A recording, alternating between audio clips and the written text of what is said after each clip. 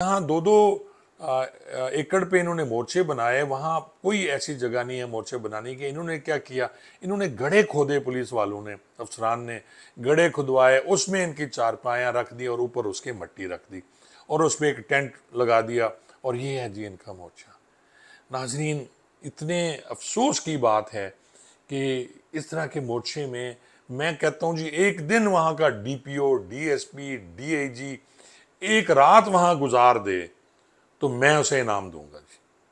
कोई इंसान वहाँ नहीं रह सकता जब गर्मियों में मच्छर होते हैं, सर्दियों में सर्दी होती है और ख़ास तौर पे गर्मियों में जब वारदातें शुरू होती हैं उसमें अगवा बराए तावान और ये सारी ये बंद क्रॉस करके ये जितने भी हैं कच्चे के लोग, ये आके फिर यहाँ से भूंग से बंदे उठा के ले जाते थे। जिस रात नाजरीन ये हो रहा है, वकूआ हो रहा है, आप ये देखें कि वहाँ सिर्फ 3 जवान जिनके मैंने नाम लिए हैं, तारिक, जहांगीर वगैरह, ये 3 जवान वहाँ थे, जिनमें से एक जाग रहा था और 2 सो रहे थे चारपाई पे। जो मोटरसाइकिलों वाले हैं, ये भोंग से हार्डली आप देख लें कि 500 मीटर भी दूर नहीं है। जहाँ भोंग मस्जिद है बहुत बड़ी, आपको पता है, जिसका नाम भी Guinness book of world record में है, भोंग मस्जिद, वो भी वहाँ है। और वहाँ से फिर वो आए, उन्होंने आके आराम से पहले उसको मारा है जो बच्चा बैठा हुआ था, जाग रहा था, फिर जो सोए हुए थे चारपाई पे, आप उनकी लाशों की तस्वीरें नहीं देख सकते, भेजे खुले हुए हैं और उनको 60-60 70 गोलियां मारी गई हैं, छलनी कर दिया गया उनकी डेड बॉडीज को। अच्छा नाजरीन, अब ये जो जवान शहीद होते हैं हमारे 3, ये बड़ी बेबसी की मौत इन्हें मिली है, शहादत तो है, ठीक है।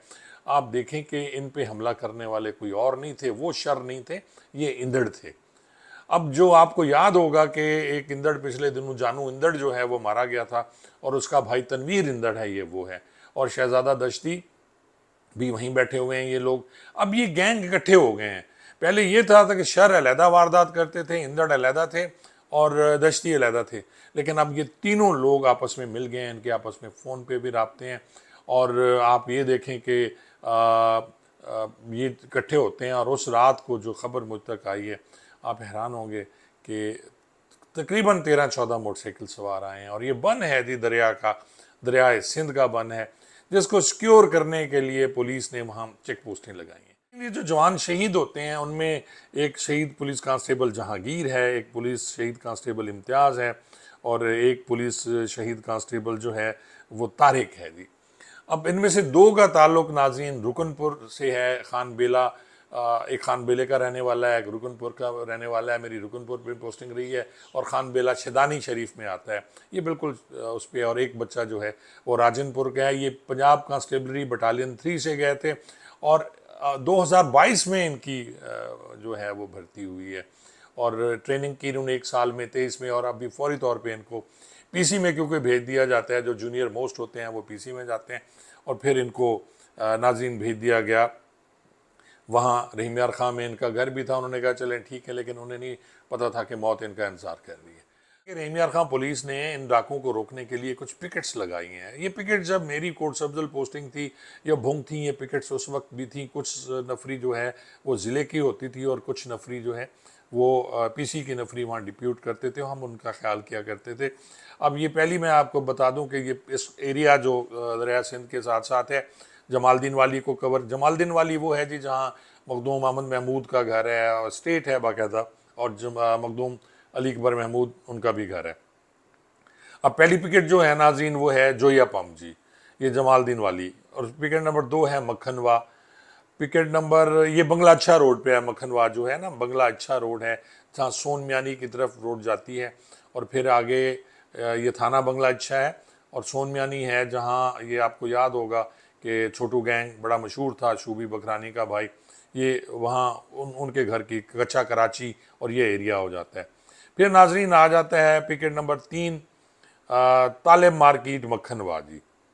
ये तालिब मार्केट है, उसके साथ मक्खनवा नहर है, उस पर ये पिकेट है। फिर पिकेट नंबर 4 है जी बंगला दिलकुशा।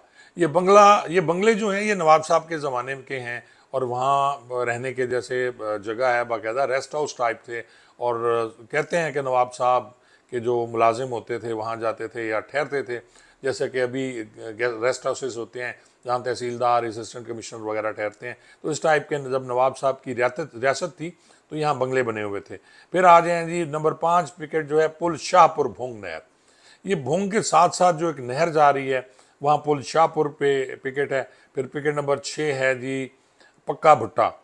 फिर पिकेट नंबर 7 है पुल कादू वाली। फिर पिकेट नंबर 8 है बंगला दिलरुबा। फिर पिकेट नंबर 9 है बस्ती मलूक शाह। पिकेट नंबर 10 है पुल अफजल लंगा। फिर पिकेट नंबर 11 है पुल डैरा। फिर पिकेट नंबर 12 है हेड फाजिलवा। फिर पिकेट नंबर 13 है पुल पवारा। पिकेट नंबर 14 है पुल हबीब। पिकेट नंबर 15 है पुल ममदानी। यहाँ से भी पुल ममदानी से सोन मियानी की तरफ रास्ता जाता है, जैसे वो बंगला अच्छा मैंने आपसे पहले अर्ज किया जी। और फिर आगे जी पिकेट नंबर 16 जेलानी बाग, ये सुपर बंद जहाँ से फिर बंद शुरू हो जाता है दरिया सिंध का, वहाँ फिर ये पिकेट है। फिर आगे ये अकब बचाओ बंद है जी, यानी अकब भोंग आ जाएगी ये पिकेट, और फिर बचाओ बंद जो है ये आ जाएगा। बचाओ बंद का मतलब है कि जब सैलाब आता है तो भोंग शहर को बचाने के लिए ये बचाओ बंद बनाया गया है। फिर पिकेट नंबर 19 है जी फिश फार्म। फिर पिकेट नंबर 20 है नाजरीन गागड़ी बाग। ये गागड़ी बाग बड़ी ख़तरनाक जगह है, क्योंकि जब भी आप अगर दौवाला से भोंग की तरफ आते हैं नहर से, तो इस गागड़ी बाग में अक्सर डाकू जो हैं वो कच्चे के वो छुप के बैठते हैं वारदात करने के लिए, और अक्सर यहाँ बड़ी हीनिस वारदात होती है। मैं पहले भी अर्ज़ कर चुका था कि जी यहाँ पे एक दफ़ा हारून मज़ारी के जो मुंशी आ रहे थे गाड़ी में, उनको फायरिंग करके मार दिया गया था। फिर अब यहाँ से पुल गागड़ी के बाद पिकेट नंबर 21 जो है वो शहजादा दश्ती। ये शहजादा दश्ती भी बड़ा मशहूर है, और आपको याद होगा कि जितनी भी ये वारदातें हो रही थी, जब ये आपको इसमें पेट्रोल पंप पे आए थे और पेट्रोल पंप पे बेगुनाह लोगों को, इंदड़ थे वो बेचारे, उनको मार के चले गए थे, तो कहा जाता था शहजादा दश्ती भी उसमें शामिल है। अभी अच्छा, इसके बाद नाज़रीन ये यहाँ से फिर मोर्चे शुरू हो जाते हैं। ये क्योंकि दरिया का बंद है तो इस पे मोर्चे हैं। मोर्चों का इन्होंने इस तरह बनाया है कि जी हर तकरीबन 2 एकड़ के बाद इन्होंने ये मोर्चा, देख लें आपको नज़र आ रही है तस्वीर, ये मोर्चे बना दिए पुलिस वालों ने। अब इस मोर्चे पे हर 2 एकड़ के फासले पे हैं, और ये मोर्चे जो जाते हैं सुपर बंद के साथ साथ गड़ी खैर मोहम्मद झक क्रॉस करके ये बंद बंडा है जी, इससे फिर खमीसा वाली टैंकी तक, और आखिरी मोर्चा फिर थाना खंबड़ा शुरू हो, थाना खंबड़ा जो है वो शुरू हो जाता है। और फिर ये खंबड़ा मैंने अर्ज किया ये सिंध में। अब जो यहाँ 2-2 एकड़ पे इन्होंने मोर्चे बनाए, वहाँ कोई ऐसी जगह नहीं है मोर्चे बनाने की। इन्होंने क्या किया, इन्होंने गड्ढे खोदे, पुलिस वालों ने, अफसरान ने गड्ढे खुदवाए, उसमें इनकी चारपायाँ रख दी और ऊपर उसके मट्टी रख दी, और उसमें एक टेंट लगा दिया, और ये है जी इनका मोर्चा। नाजरीन, इतने अफसोस की बात है कि इस तरह के मोर्चे में मैं कहता हूँ जी एक दिन वहाँ का डीपीओ, डीएसपी, डीआईजी एक रात वहाँ गुजार दे तो मैं उसे इनाम दूंगा जी। कोई इंसान वहाँ नहीं रह सकता जब गर्मियों में मच्छर होते हैं, सर्दियों में सर्दी होती है, और ख़ास तौर पे गर्मियों में जब वारदातें शुरू होती हैं उसमें अगवा बराए तावान और ये सारी ये बंद क्रॉस करके ये जितने भी हैं कच्चे के लोग, ये आके फिर यहाँ से भूख से बंदे उठा के ले जाते थे। यहाँ कई किस्म की वारदातें, डकैतियाँ करते थे, सड़क पे खड़े हो जाते थे, पेट्रोल पंप लूट लिए उन्होंने, तो ये सारी वारदातें शामिल हैं। अब जिस रात नाजरीन ये हो रहा है, वकूआ हो रहा है, आप ये देखें कि वहाँ सिर्फ 3 जवान जिनके मैंने नाम लिए हैं, तारिक, जहांगीर वगैरह, ये 3 जवान वहाँ थे, जिनमें से एक जाग रहा था और 2 सो रहे थे चारपाई में। जो मोटरसाइकिलों वाले हैं, ये भोंग से हार्डली आप देख लें कि 500 मीटर भी दूर नहीं है, जहाँ भोंग मस्जिद है बहुत बड़ी, आपको पता है, जिसका नाम भी Guinness book of world record में है, भोंग मस्जिद, वो भी वहाँ है। और वहाँ से फिर वो आए, उन्होंने आके आराम से पहले उसको मारा है जो बच्चा बैठा हुआ था, जाग रहा था, फिर जो सोए हुए थे चारपाई पे, आप उनकी लाशों की तस्वीरें नहीं देख सकते, भेजे खुले हुए हैं, और उनको 60 60 70 गोलियां मारी गई हैं, छलनी कर दिया गया उनकी डेड बॉडीज को। और फिर वो मारने के बाद आए, उन्होंने भोंग के नज़दीक आके फिर फायरिंग की, और फिर वो वहाँ से आराम से चले गए। और जो साथ वाली है उनके 2 एकड़ के फासले पे चेक पोस्ट है जो इसी टाइप की मोर्चा बना हुआ है, वहाँ बेचारे जो मुलाजिम थे वो भी 3 थे, वो दबके हुए थे।